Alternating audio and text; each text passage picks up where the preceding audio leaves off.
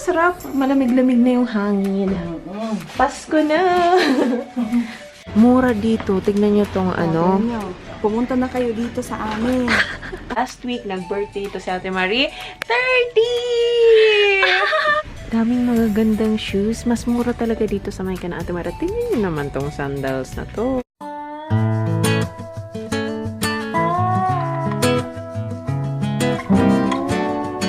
But 19, chapter 9, page 20. Good morning, Ma. Good morning. Friday today, walang pasok sila mama. Ayan, ngayon lang daw maaraw, bukas at sa Sunday. Hanggang Lunes. Hanggang Lunes, ulan. Kaya, nilapas na ni mama yung laban. Ah, sarap. Malamig-lamig na yung hangin. Pasko na! Since kahapon, hindi ako nakapaghanap ng sandals. Mamaya, after work ulit, maghahanap ulit ako ng sandals. Samahan niya ako, ha? And yun, isa sa reason kung bakit miss na miss ko ang Amerika, dun sa lugar ni Sam, kung napanood nyo na yung America vlogs ko, sobrang aliwalas, ang daming puno. And alam niyo yun, nung andun ako sa Amerika, feeling ko, bakit ang ganda ng sky dito? Ang ganda ng langit. Ganyan. Pero ang pinaka napansin ko talaga, sa South Carolina, ang ganda-ganda paggabi. Kitang-kita mo talaga yung mga stars dito kasi hindi masyado visible yung stars at yung pinakaunang napansin ko, pareho din naman. Maganda rin naman yung langit dito. Maganda rin yung sunrise, maganda rin yung sunset. Ngayon, gets ko na ang difference. Yung view mula sa bintana namin, ayan, bahay, bahay, bahay. Gusto mong tumingin sa taas, pero ayan, may mga wires. Dito sa kabilang kwarto, ganun din kasi magkatabi lang naman yung room namin. Ayan, ganyan din, bahay, dito sa gilid, ayan, may puno. Tapos, hindi na makita, ang liit pa ng bintana. Dito, yung bintana kasi namin dito, hindi nabubuksan ng as in todo bukas. Dito mo lang makikita, pero puro bahay lang din. Dito naman, sa kwarto ni na mama, ayan, pader ng kabilang bahay. Tapos dito, ayan, yung bintana dito, pareho din doon. Kaso ang difference, dito kasi clear yung bintana, kaya nakikita sa labas na puro bahay lang din. Tapos sa baba, parking namin yan. Ayan, ipakita ko ulit yun dito, di ba? Medyo parang, ano siya, ano bang tawag dyan? Yung para hindi makita sa loob. Kaya ganyan, kasi dito, hindi namin lalagyan ng kurtina. Dito naman kasi sa kwarto ni na mama, lalagyan ng kurtina. Ayan, sa baba. Diba? Ayan yung parking. Ang ganda na ng tanim ni Papa. Nagbo-bloom na sila unti-unti. Ikimasu! Ma! Diba?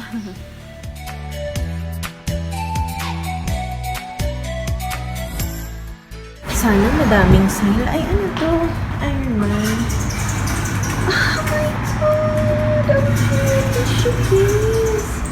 1,280. Mahal. Yan. Ang daming cute.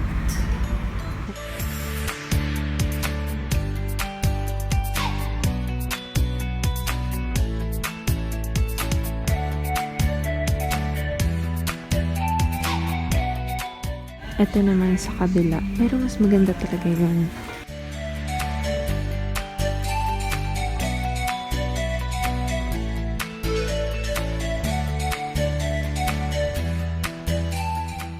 Mas gusto ko sana ito, kaya lang malaki to. Hindi siya komportable. Parang nakakatakot maglakad. Ito, mas okay siya. Pero LL. Sukat ko ulit. LL siya, pero parang okay naman, no? Book 19, chapter 9, page 21. Kasama ko na si Ate Marie. Yan, bili muna kami ng drinks dito sa supermarket na malapit sa kanila. Mura dito. Tignan nyo tong ano. Pumunta na kayo dito sa amin. Kasi alam nyo, ito 140 yen. Pero dito, tada! No? Yan lang. Sabi sa mga Naguloko ako ng 7-Eleven. Kasi magpaloko. ito, yung ganito, dalawa, 100. May bagong open na cafe dito sa baba ng tinitirahan nila. Yung pwede daw dito pet. Ang cute! Dito na ako sa bahay ni Ate Marie. Last week, nag-birthday ito si Ate Marie. 30! At ito ang kanyang ayan, birthday decors. Ayan, may paganyan pa. Tapos na, natanggal na. Api itay na lang. Happy birthday, Api itay. Ayan, ang cute, no? Ikaw lang lahat nito, di ba? Prepare? Oo. 1, 2, wait lang. 1, 2, 3. Punta kami sa Avail kasi mas mura yung Avail na malapit dito kina Ate Marian. Gusto ko maghanap ng sandals para nga doon sa dress ko. May binili na ako ng isa pero feeling ko kasi hindi siya masyado bagay kasi wedgie heels siya. Pero kumbaga last option ko na siya. Binili ko siya kasi comfy talaga eh. Cutie-cutie ng OOTD ni Ate Marie. 30 na yan. And 500 lang men's na shorts. Ito may t-shirt. Yan, 300 lang. Meron nang binili sa Ate Marie para sa jowa niya. Ayan, mabuting girlfriend. Sales lady. May nakita akong cute. Iba naman, hindi naman pambol. Patay ng... Kukunin ko na tong white. Okay naman siguro. Pink dress, white shoes. Daming magagandang shoes. Mas mura talaga dito sa may kana Ate Marie. Tingnan nyo naman tong sandals na to. 100 yen.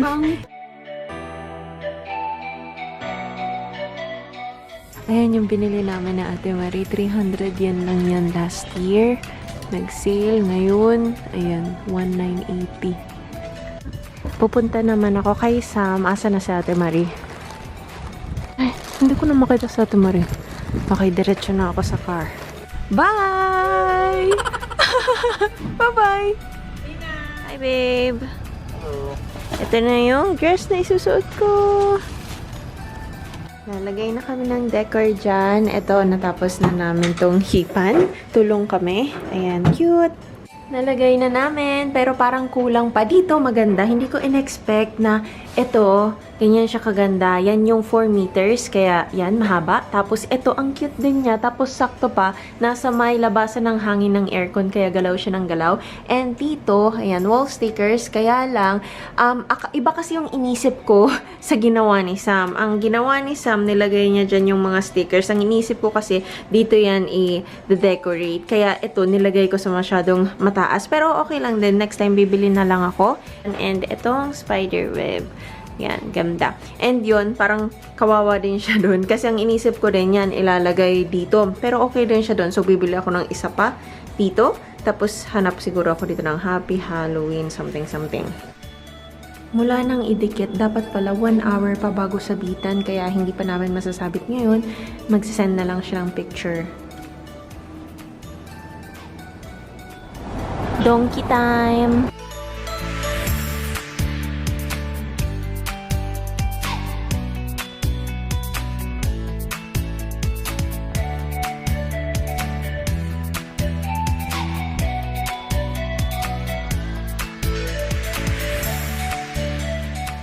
Napaka-cute na pabango. Ito may tester pa sila. Ang cute ng pink, no? Ito yung purple. Tapos 300 yan lang. 76% off. Ito, ayan. Mga sale corner. Ang dami ditong mask na pang isang buwan. 31 yung laman. Tapos nasa 500 yan lang. 66% off sila. Ayan, iba-iba. Parang nakita ko na to. Parang may gumawa na ng review na to. Mga facial wash, 248 lang. Pero hindi ko siya kilala eh. Minsan nakakatakot din mag-try, lalo na ngayon na medyo nawawala-wala na yung mga pimples ko. Ano to? Body mist, 198. 89% off, kaloka, 89%. Face mask na ganyang style. Ano ba to? Yung ano to, yung pag binasa mo siya, lolobo siya, lalaki siya. Parang magiging papel din. Ito yung kailangan ko. Ay, ito pag dalawa, 1,280. Pero isa lang kailangan ko, 568. Ayan. Ang aga meron ng Lucky Bag yung Revlon. Ang cute ng pouch niya, pero ito yung mga laman. Gusto ko din tong corner na to kasi ang daming sale. Nail polish, makeup, halo-halo na siya. Ayan, may mga brush. Hala, ano to? Ayan, lip palette. More pabango. Ayan. Cute Hello Kitty. Pulbo, lotion, pabango. At may nakita ko 200 yan lang na parang lip and cheek tint. Wala kasi akong ganitong kulay na parang pink flamingo daw. Para sa bowl kasi mas gusto ko sana yung ma-pink. So, ito try ko lang. 200 yan lang naman. Nakakatakot pag 200 pero balitaan ko na lang kayo. Ito may 1,000 yen na parang wallet corner. Ito ang cute. Kaya lang feeling ko hindi to 1,000 yen. Hindi ko siya mahanap kung asan. Cute, no? Ito pala siya. 2,400. Yan, magto 2,500. Pero ang cute, no? Ayan, may pa flower pa. Ganda nitong bag. Ayan, pink and black. Perfect. Ang dami nilang bag. Tapos dito may sapatos din. Hi! So, andito na ako sa kotse. Ito, ipakita ko sa inyo yung binili ko. Konti lang naman to. Ito, yung lagi kong ginagamit. Yung Hatomigi Skin Conditioner. Para siyang toner. Naubos na kasi. Pero ano pala to? Nasa 600 plus. Okay na din siya. Mura na din siya sa toner. Tapos ganito pa kalaki. Tapos ito nga yung binili kong 200 yen lang na lip and cheek tint. Teka, try na nga natin ngayon dito. Sana hindi siya makati sa labi. Kasi minsan kapag ka, diba yung mga super sale, magtataka ka din kung bakit sobra silang sale. Ayan, ganyan siya. Tapos parang, ayan. Pipindutin mo siya, imbis na parang iikot mo siya, ito pindot-pindot style. So, ayan, konti lang. Kaya, ingat din sa pagpipindot. Minsan baka magpindot kayo ng sobra, mapalabas. Ewan ko kung paano ibalik. Okay, so, sakto naman. Wala masyadong kulay yung lips ko. Ang weird ng feeling niya kasi kung titingnan mo siya, para siyang lipstick. Pero pagka ina-apply mo siya sa lips mo, parang naging tubig. Parang tint nga siya. Ayan, diba? Ma-pink. Ayan, sana okay. Pero imagine ko sa kanya, mas pink pa eh. Yung mas lighter na pink. Pero, okay na yan. And then, bumili ako ng hair mask. Hindi ko pa na-try to. Ano ba to? From Shiseido to. Fino, ang pangalan niya. Premium Touch. Ito, magsa 700 yen siya. Ang gusto ko kasi talaga yung hair treatment na hair mask. Yung talagang hinahanap ko and wala ako nakita. Dati may na-try ako from L'Oreal. Kaya lang yun, mahal. Nasa 2,000 yen ata siya. Pero maganda siya talaga. So, naghahanap ako ng mura-mura. Ito 700. Sana okay. Kasi di ba kung bibili ka naman ng mura, pero kapag hindi naman maganda, sayang lang din ng pera. So, ayan, try lang. Tapos nakasulat din sa kanya, gagamitin lang to once or twice sa loob ng isang linggo. Kasi daw talagang maganda siya. Parang, ayan. So, tignan natin. Drive na ako pa uwi. Kararating ko lang sa bahay and oh my God. Bukas. Nakakahiya. Yung halatang halata pa naman yung pagkabukas niya. Hello. So, ayun. Ilang hours na ba itong nasa lips ko? 3